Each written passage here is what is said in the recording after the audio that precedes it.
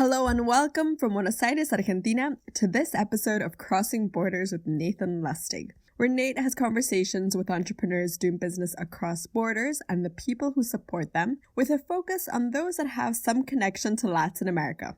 My name is Josefina Dominguez, and I am an editor for LatinList, a proud sponsor of the Crossing Borders podcast. Sign up for our weekly updates on latinlist.com to get a summary of the week's biggest headlines in Latin American tech news.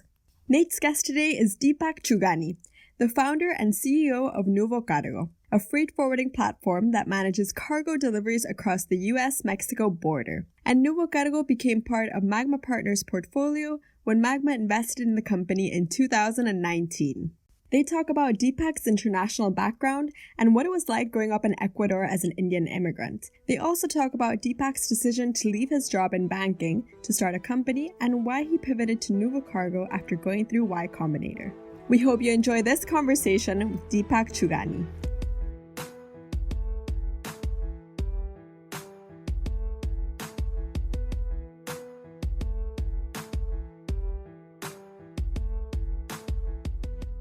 Hey Deepak, welcome to the podcast. Thanks for being willing to do it. Thanks for having me, Nate. Excited to be here. Where are you in the world today? I'm in New York City, which some would call, I think, the epicenter of COVID. I don't know if that's changed now, but yeah, in the city right now. And where are you from originally? So my parents are from India, but they moved to Ecuador when I was very young, less than a year old. So I grew up in Ecuador my whole life. So I'm from there, from Guayaquil, and I was born in Kenya. So kind of a weird mix. We're going to go into that story a little bit more in a couple minutes here, but tell me a little bit about Nuvocargo. What are you working on? Sure. So Nuvocargo is a digital-first freight forwarder and a licensed customs broker, which is a lot of jargon to say that we help companies move physical goods between the United States and Latin America. And today we exclusively focus on the United States and Mexico, goods being moved over the road, so trucking. And we're an asset-light company. We don't own the assets. We take a process that's very fragmented, that has anywhere from 7 to 15 different stakeholders that move the goods from end to end. And we do that in-house. And we add technology to that process to give our customers more visibility, more transparency, and software to an industry that's typically taken a long time to adopt it or adopt innovation through technology. So you said your parents are Indian, born in Kenya, grew up in Ecuador, and now working on a business that's starting to do US to Mexico and Mexico to US trade. Tell me a little bit about that backstory. Yeah, sure. So the way you say it really makes no sense, and sometimes it doesn't make sense to me either. But in practice, I think what really set us on this path, let's say, is that I had the fortune of studying my undergrad in the US in the Boston area. So I went to Bentley, and there's a lot of Latin American undergrad students, a lot of people coming from entrepreneurial backgrounds and from many different countries. And so the time I spent there, and then the time after I graduated, I went on to do investment banking for Latin America out of New York in Merrill Lynch, and then in Mexico. So I've actually lived in New York and then in Mexico doing banking. I just got to learn more and more about the region that I'm passionate about, which is Latin America. But I've always been doing work between the United States and Latin America, right? So the other things that I've done professionally are, wealth management for LATAM families in New York, or private equity real estate, raising money from Latin American families to invest in the US, and then Latin America investment banking for Merrill Lynch in New York and then in Mexico, right? And so the more I saw the intersection between the US and Latin America, the more I realized that's what I wanted to be spending my time on. And one of the biggest intersections of that is trade between the US and Mexico.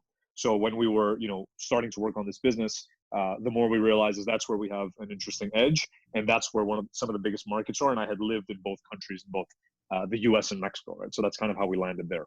What was it like being an Indian immigrant to Ecuador? Yeah, that's a great question. So it's very weird. I think people don't know, but there's actually thriving Indian communities in many countries, even in Latin America, such as Peru or Panama has a really big Indian community. Ecuador is not one of them, right? So I think my city of Guayaquil, there's maybe 5 Indian families, and like 3 of them are cousins of mine or something.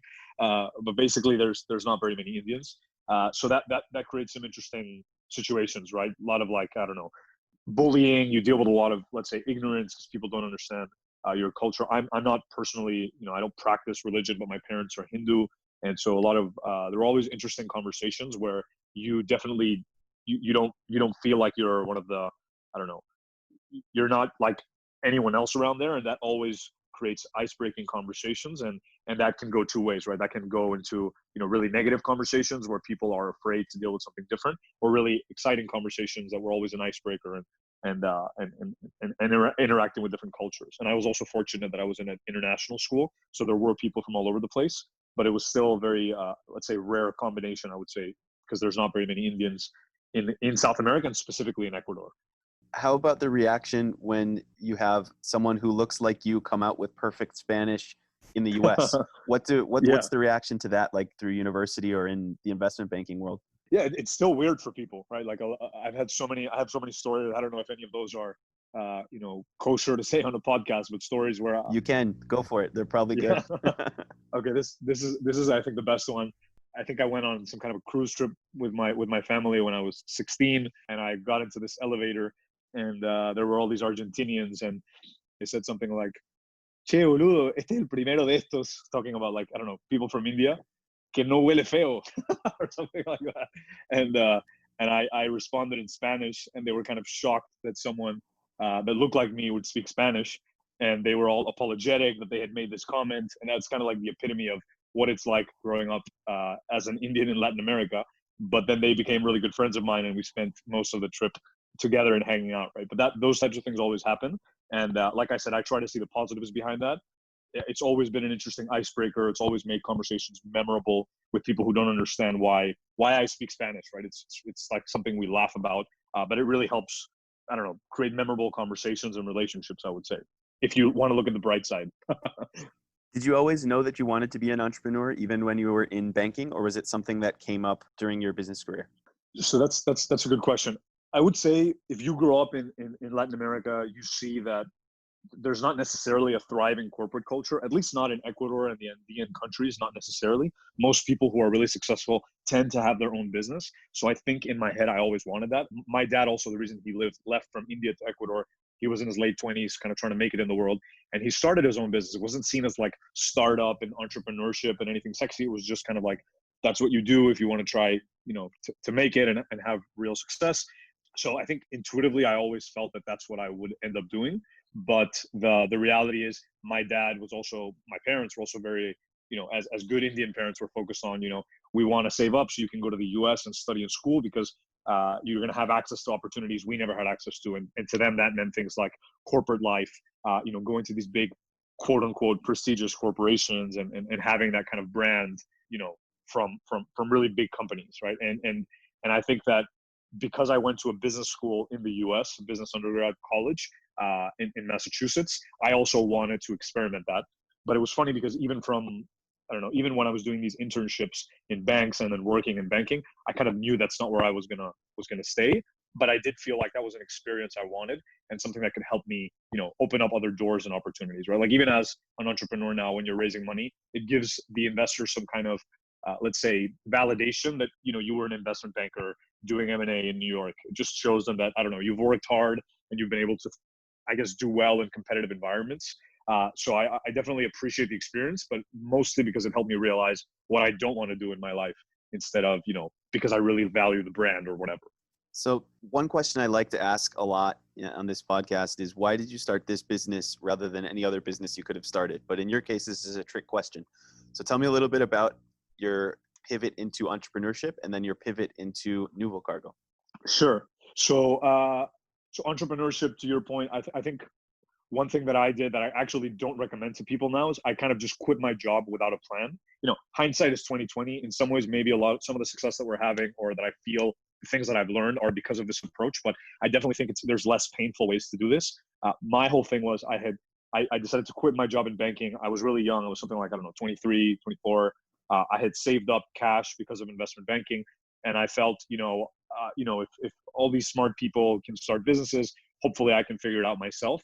But when you come from the banking world and you want to start a technology company, it's almost like I was so naive. I didn't know what I didn't know, right? You don't know that you need connections. You need to know how to, lead engineering teams, or you need to have a connection network of developers, designers, lawyers, early stage investors, like all these things that are so different. And I think as a society, we we prop everyone up who goes into, again, banking, consulting, and all these things. And I've heard a lot of founders, even in Latin America, I think David Vélez from Nubank says this too, even after having all these brand name institutions, when you compare that to what it takes to be an entrepreneur, it basically doesn't do anything for you, right? And so I didn't know this, and I kind of arrogantly quit my job and said, I'm going to take a sabbatical.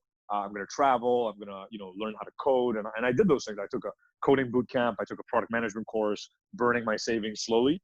And then eventually kind of picked an idea that I wanted to commit to.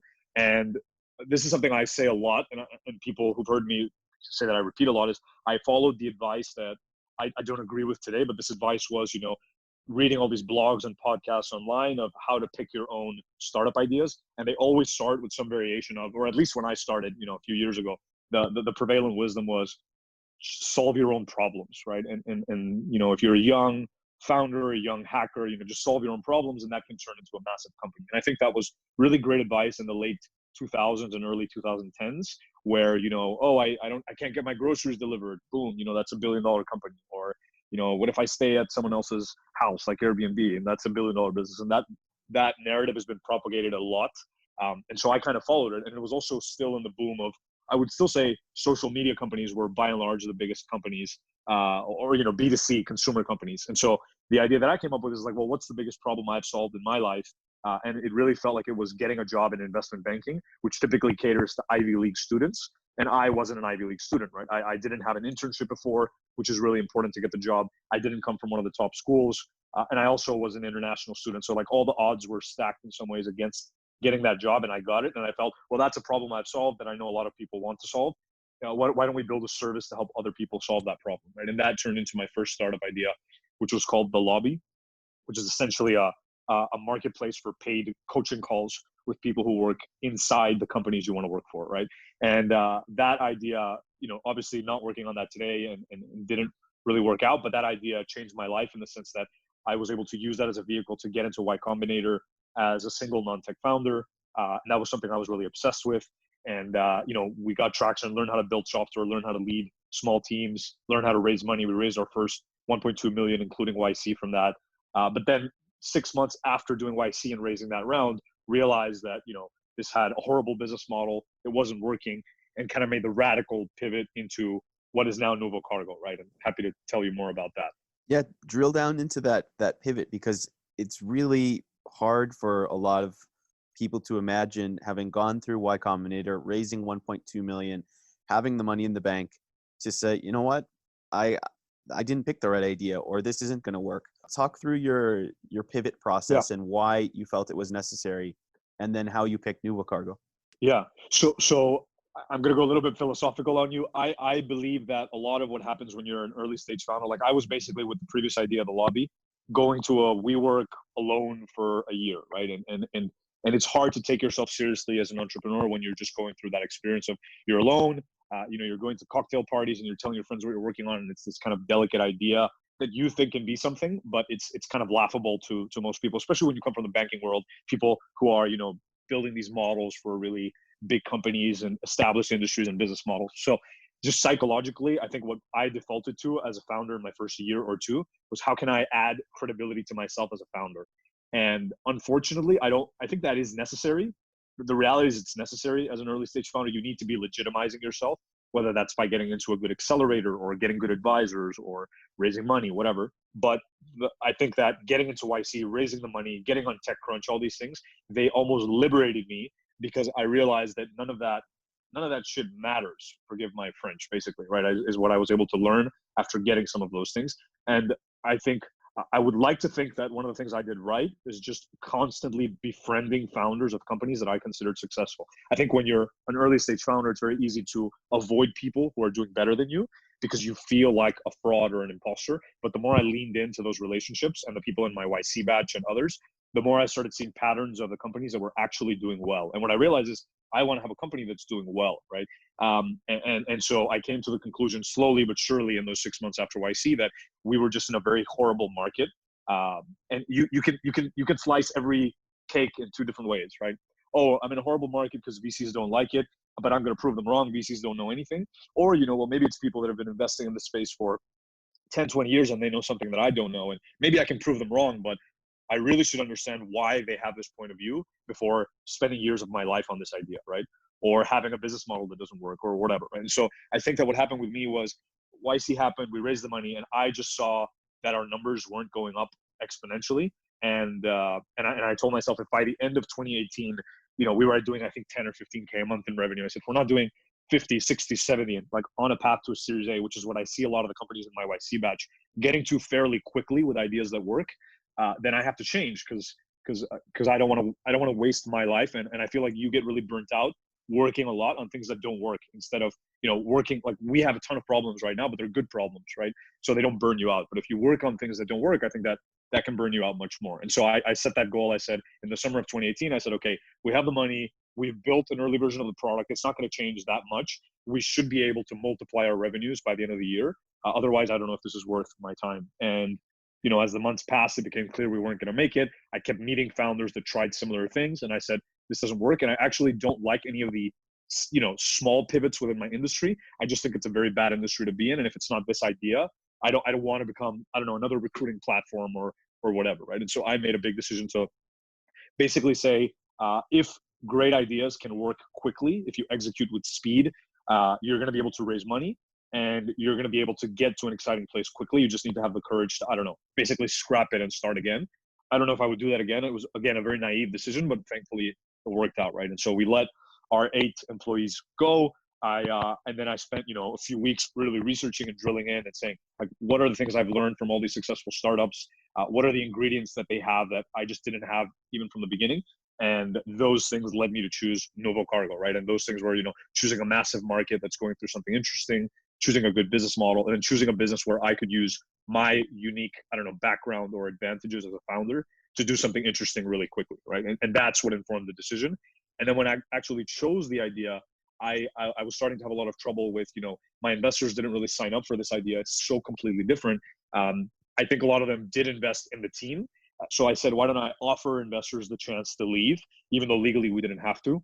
And I only did that because I had felt through conversations that many of them would stay and back me with at least a few $100,000 that I could use to get the next one started while keeping kind of the YCombinator badge, right? And so that's what I chose to do. And luckily, most of the investors stayed. And even some of the ones that pulled out later tried to invest back in. And it was a really weird experience, but I think we did the right thing, right? And that was all about 14 or 15 months ago. A lot of pre-seed investors and seed investors talk about how they only invest in the team, and that was the perfect example of someone sticking with only the team, because the idea, if they were going to stay, they were betting on you starting something from zero. How did the conversations go with some of the people that didn't want to go in? What were their objections, or how did they see it? Yeah, I mean, I honestly think that it's very fair in that situation if you choose to pull your money out. I mean, I think that the investors who stayed and said, I choose to back you, have kind of the eternal, let's say, positive reputation. And I tell every investor, every founder that I meet, this is the person you want backing you in the hard times. And they really earned, I think, almost like demigod status in my eyes, because they really backed me when very few people would, and they put their money where their mouth is. It's not just like, let me pat you on the back and let's call. It's like, no, you're either offering me most of my money back, or I can stay and I'll back you. And even at a pretty high valuation, being a YC company, and most of those investors stayed. And so that was really fascinating to me. And most of the ones who stayed were Bay Area investors, right? They weren't New York investors, they weren't Latin American investors. And I think that's part of what is really fascinating to me, is how like Bay Area investors are very visionary in that sense. The ones who pulled out, I have no hard feelings, because if you think about it, some of them really invested because, why do you invest in a startup? There's so many reasons, right? Sometimes it might just be the founder and the idea, but oftentimes it's a combination of things. It's like, I like the market, I like what that idea stands for. Like, our idea was something that was supposed to democratize the job search and really help people unlock opportunities. And if I pivot from that into the world of logistics with Latin America, and that's not, you have no idea what I'm talking about, you're not passionate about it, I think it is fair for you to pull out. But I do think that if investors are kind of investing professionally for the long run, they have to view those moments as, this is the time for me to build my reputation and show that I can, back a founder. And so the way that investors behaved in those conversations, that's something I'll never forget. There were people who pulled out that behaved formidably, and people who pulled out that behaved in a way that, I would not work with them again, just because of some of the, let's say, words or things they would say that were not professional, in my opinion. leading up to me offering the money back. When we offered it back, I think everyone was very surprised pleasantly that, wow, like Deepak is offering the money back. He doesn't have to, and I'm getting most of my money back. At that point, it wasn't even a loss. It was, it was like, I don't know, a bad quarter in the stock market for the ones who lost some money, right? But yeah, some of them, when they didn't know they were going to get their money back and they just saw we had pivoted, behaved in a way that led me to believe, I don't know if I would work with this investor again, because startups are really hard, and I think you want people with a steady hand under tough situations more than anything, right? And you talked about choosing Nuvocargo because it would be something that you had could use your background and thing. We talk about unfair advantages. So talk a little bit about leaning into your potential unfair advantage here and why you chose Nuvocargo. Sure. So I think that every founder has every person really has some kind of a secret sauce or edge in some way, shape, or form. In my particular case, I think it did happen to be my international background, and the fact that my family has a small logistics company. It's kind of in the blood, right? So from my perspective, there was something really unique that I could do at the intersection of the US and Latin America, speaking the language, both languages almost natively. My Spanish is better than my English. I think my English is pretty good because I've studied in the US and all these things. And so I really felt that was an initial starting point. Another unfair advantage at that point was having YCombinator. So I felt, there's something I'm going to be able to do, whether that's raising capital or garnering attention that, not everyone can do at the intersection of the US and Latin America. And logistics is also this $1 trillion industry that is not necessarily sexy for most people, right? But something about it was, for me, kind of like coming back to my roots because of what my dad had done in his life, and the reason he ended up in Ecuador, and the reason I am who I am, basically, right? And so there was something that I could tell myself there that would really, I think, get me through the hard times, that this is something that I'm uniquely suited to do. That and just having connections throughout Latin America, I just felt like that combination was really rare, but it was very natural to who I was. It would allow me to do things like building teams in Mexico, but having customers in the US, and et cetera, that I think would be very unique. And my experience with the lobby and building software was also, I felt, another skill set that maybe, putting all those things under one roof would be an unfair advantage, or a set of unfair advantages that would set us up for some kind of success from day one, right? And I felt that like, even if someone else tomorrow tries to start this idea, I would feel good that we have odds of being one of the leading companies, because there's a lot of very hard things about what we're doing that if you don't speak the language, if you don't understand Latin American culture, if you can't build the teams there, if you can't raise capital, venture capital, if you don't like logistics, for example, like all those things are, I think, make it very hard for people to compete with us in the very specific approach that we are taking, right? Talk a little bit about the problem that you're solving. What is import export across the US-Mexico border look like without Nuvocargo, and what does it look like with Nuvocargo? Thinking about that many of the listeners on the podcast either don't know the business at all or don't know the LATAM market well. Sure. So I think the simplest way to think about this for everyone, your listeners sitting at home, you're probably sitting at home, you're listening to this on your Mac, on your iPod, you have gadgets, you're wearing clothes, you have, kitchenware, like all these products, physical things in your life. You don't think about them.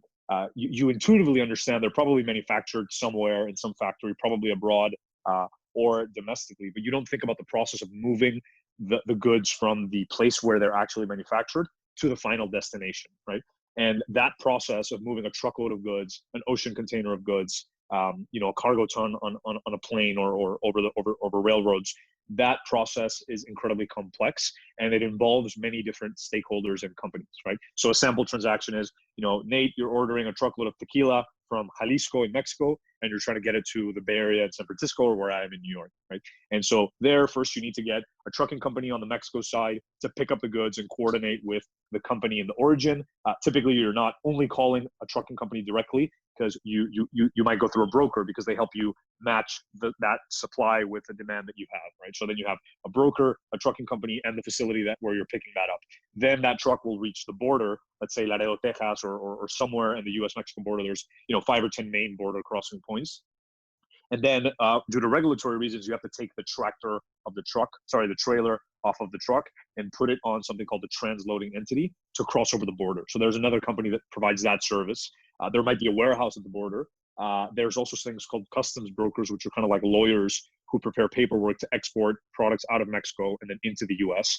And then you have to go through that process of finding the trucking company in the US and get it to the final destination. And sometimes you have, an FDA inspection or some other kind of government inspection. So it's a process that involves, 7 to 15 different stakeholders, different currencies, different set of laws. And it really requires a lot of knowledge about how to handle things when things go wrong, like when a truck is delayed or paperwork wasn't filed with the government, right? So that entire process of A to B with the cargo is complex, but it's one of the biggest industries in the world, right? And so that process of moving the goods from A to B, you typically can't do that with one company. That's why you need all these providers. But there are these companies called third-party logistics providers, 3PLs, or brokers, or forwarders. There's so many different names for different parts of the service that they provide that are helping you, the way I describe it, just coordinate the complexity of moving those goods, right? So you're Nate, you want to move that truckload of tequila, you go to 1 or 2 or 3 different parties, and they try to aggregate different steps of this process. But they're still doing that largely offline in spreadsheets and email and fax. Where's my truck? Or they're calling the guy at the customs at the border, and it's all a very analog process that doesn't leverage the power of technology so that you can have visibility, right? So the simplest example I can give your listeners is the experience that they get when they order Rappi or Uber Eats or a DHL parcel shipment, where I can see everything from the beginning to the end. That experience doesn't exist in international logistics, and Nuvocargo is trying to create that experience in a much more complex industry. And by digitizing that process, we give customers more visibility, more transparency, tools and reporting to help them run their business better, predictive analytics, and also just aggregating a bunch of these different services under one roof, because we have compliance and licenses in both countries, teams in both countries, fully bilingual teams, etc. Right? One of the things that was pretty mind-blowing when we first started looking at Nuvocargo at Magma was just how big this market is going across the US-Mexico border, just how much trade there is every single day. Can you talk a little bit about how big the market is, and then also maybe some of the products that people in the US don't realize are coming from Mexico? Yeah, so just to give your listeners, I think everyone thinks that China is, China-US is the biggest trade and nothing really compares. The reality is, as of 2019, Mexico is the United States' biggest trade partner, and it surpassed China and Canada. So it's massive, and the U.S. is, if not the world's most important economy, one of the most important economies, right? So it's a massive, massive trade lane, and 80% of everything that moves between the U.S. and Mexico moves over the road because of geographic reasons. You can kind of infer that if you just look at a map. It makes a lot of sense, right? And so every single day, depending on whose estimates you want to believe, there's between 15 and 20,000 trucks crossing the border, and anywhere from 6.5 to 7 million and growing truckloads every single year between the U.S. and Mexico. And if you read, geopolitical strategists like Peter Zeihan, who's a very famous guy for his book, The Disunited Nations, or others, they just predict that this relationship between the U.S. and Mexico is only going to become more and more important over the next decade, right? For many obvious reasons, like the fact that the U.S. and China have been in this contest for who's the world superpower, which has led to trade wars and tariffs. Now, even with the coronavirus, has exposed all these weaknesses to having your manufacturing facilities in China instead of something near like Mexico. There's all these things that have set Mexico up, in my opinion, the U.S.-Mexico trade, to be one of the most important trade lanes in the world for the foreseeable future. And it really requires understanding what's going on in both countries, right? So to quantify the market, our estimates are that as much as $30 to $50 billion gets spent just on moving the goods between Mexico and the U.S. every single year, and growing. And the value of the goods that are moving, again, depending on what sources you want to believe, are between $650 and $800 billion a year and growing, right? And that's just U.S. Mexico. Our vision is to go for U.S. Latin America, but we're very much of the opinion that focus is the name of the game, and these are complex industries, and so we're trying to get this right before we move onto anything else, right? Talk a little bit about your fundraising process. You've been able to raise from some of the top investors in LATAM and also some from Silicon Valley, in addition to some angels. How did that work? So our story is a little bit atypical because of everything we talked about earlier in the podcast, where went through YCombinator, raised some money, mainly angels, because the previous idea, no one. That's another thing we learned, is that the market really matters, because investors are human beings, and they're also going off of trends and things that other investors are investing in. And so one thing that we learned when we were fundraising with the lobby is, VCs really hated the recruiting and the ed tech market. Maybe that's going to change now with coronavirus, but it was really hard to even get meetings with funds because they were so burned by so many companies in that space that it just wasn't worth their time with all the other opportunities there are. So for the lobby, we just raised 1.2 million from angels. Then, when we pivoted, we offered money back. Don't need to get into the details of specific numbers, but many of them left, many of them stayed, and we still had mainly angels. And then when we started working on Nuvocargo, by the way, I didn't mention this, but of the investors who stayed in the pivot, there were 3 or 4 of them from the Bay Area that tripled their investment without us having anything, right? To show us that they were, really excited about what we were doing. That was, again, what really made me lean into, let's try to get more Bay Area investors, because I think that's really powerful, that would back you in times like that. And that also exists in Latin America. Now we're working with All VP, for example, which I think is an amazing fund that is always backing companies during the good times and the hard times. And there's countless stories of that as well, right? But anyways, we started kind of early 2019. We only had a few $100,000 in the bank. Now we've raised kind of over $5 million bucks. But through the course of this past year, what we found is that the more progress we made, we could get angel checks from really prominent founders because they liked what we were doing. So we have the co-founders of Rappi, for example, Felipe Villamarin specifically, and Guillermo Plaza, one co-founder, one very early person at Rappi. We also have Courtney from Runa, who ran marketing for Cabify from dozens of people to thousands. We have Timo Soininen, who sold the company to Zynga for $700 million, a gaming company. And so we have these people from both Latin America and the US that have just built companies, and they would meet us and see how fast we were moving and just write us angel checks. And then, the bulk of what we raised, which we announced a few weeks ago, came from kind of a formal fundraising process right before COVID. And there, we made a trip to San Francisco where we were able to meet with both Silicon Valley and Latin America investors. And we're lucky enough to have kind of a co-led round by James Currier at NFX. And, we really have a lot of respect for them because they've really built very valuable companies. They've built 10 companies that have exited for over 10 billion, including Trulia and Tickle and Playtika, and companies that are really quite large, especially as marketplaces and leveraging network effects. And we wanted to bring that energy to what we are doing in our space. But then also, as co-leads, All VP, which is a very incredibly strategic, I would say, presence in Mexico and connections and just understanding the local market and what's very regulated, right? And so we feel very lucky that we've been able to get that combo, and we really wanted that combination because we are in both countries. We're not a LATAM company, we're not a US company, we're some kind of hybrid in between. And we really wanted the mindset, the best practices, and the knowledge from both sides of the border, right? So we feel very lucky to have that, and then a bunch of angels as operators who've really built good businesses. So we just feel lucky that we have really great people involved, right? What books, blogs, podcasts, or documentaries do you like to recommend to people, whether about business or just life in general? Good question. I'm currently in the phase where I'm trying to unsubscribe from so many different things. So it's not the best time to ask me that. But I will say that when I was getting started, the things that were kind of a daily, almost religious read were Fred Wilson's blog here in New York. It's avc.com. He's one of the OG bloggers as VCs and has some really interesting stuff he's always sharing, and kind of on a daily basis with really short posts, which is easy to digest. I like that. YCombinator's podcast was really powerful for me. Back in the day, especially when we were first getting started, I think that their startup school videos, they did a class in Stanford in 2014. I think that was really good. Today, I'm focused on a lot more supply chain focused stuff. So there's one called Dynamo VC in Chattanooga. They have a newsletter and knowledge for our industry that's really specific, which I really like for logistics and supply chain. And then subscribe to a bunch of different other newsletters. Obviously, listen to the Magma Partners podcast. Really like that, and other kinds of content that helps us understand what's going on in both Latin America and Silicon Valley, right? And there's countless podcasts and episodes that we listen to, but nothing specific that I would point to that I'm religious about these days because we're just a little bit overwhelmed with so much information, right? If you could go back to when you started your first company, knowing everything you know today, what advice would you give yourself? I would give the advice that I would give myself the advice that it's worth going to work for someone else. Most founders, I feel, become founders because they have egos and are self-confident, and that's typically a good thing. You're naive, you think you can do it, you can do amazing things, but I think that ego was blinding in the sense that I didn't realize how much faster I would go if I would choose to follow someone else who was in an interesting situation with a company that was starting to grow or break out.